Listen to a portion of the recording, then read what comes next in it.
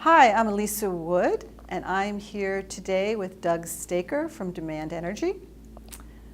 Doug, we're going to talk a little bit about solar and storage. Great. So one question I have for you is, I often hear that solar is expensive, storage is expensive, so it's just not cost effective to use in projects. Mm-hmm. Is that the case still? I think that's a common perception. I would argue that in most markets, we're starting to see like installed levelized cost of commercial solar.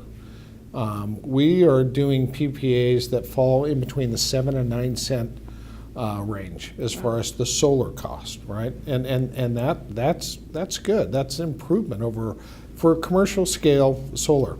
Now, as we look at the cost of batteries and where batteries come in, we're starting to see levelized cost of the battery component coming in between 15 and 20 cents per kilowatt hour. So if you took the low end of that, say you'd be, the combined effect would be 22 cents a kilowatt hour.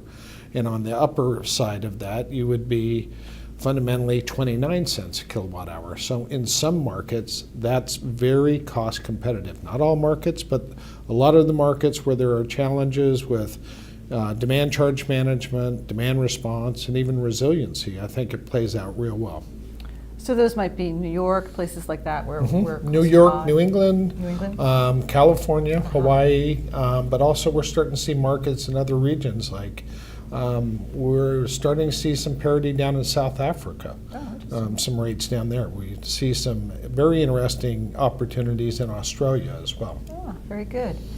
So let's talk a little bit about what are the benefits of bringing solar and storage together.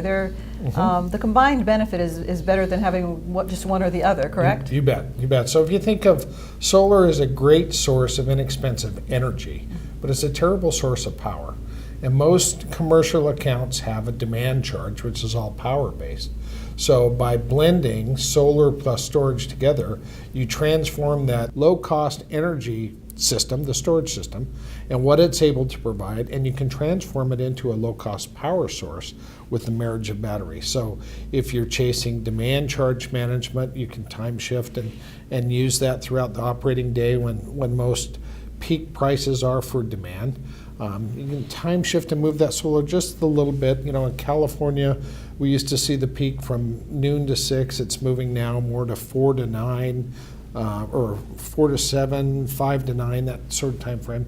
See the same thing in New York State, where some of the residential areas where you have the opportunity for good solar resource on the roof, those systems peak more 7 to 11 in the evening.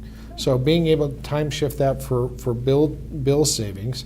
Also, you can also time shift it for grid support from a demand response program, where those programs may be, you have to have firm load reduction from 2 p.m. to 6 p.m. And then finally, I think what makes most sense about the combination of solar plus storage, especially in areas that are susceptible to outages via storm activity, be it ice storms or hurricanes or earthquakes or whatever. Now you can take and transform that solar resource into a firm resource and provide resiliency. And if it's sized right and the economics are right, you can get 24-hour resiliency through that operation, as long as you really focus on what your critical loads are and what you want to support during the operating day. So you said resiliency. Could you just define that real quickly for? So a lot of solar, just standalone solar, does not, when the grid goes away, it needs the grid for the voltage support.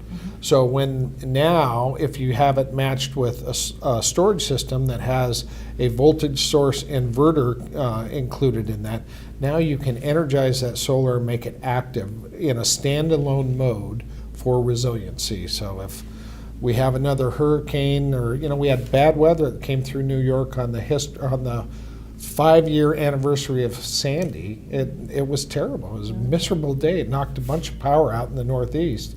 And it just reminded you, storm and storm concentration is getting more common and more prevalent, and we just, after this summer, we need to pay attention and understand that resiliency still is top of mind for a lot of people. Great. Well, thank you, Doug. Great interview. Appreciate it very much. Thank you.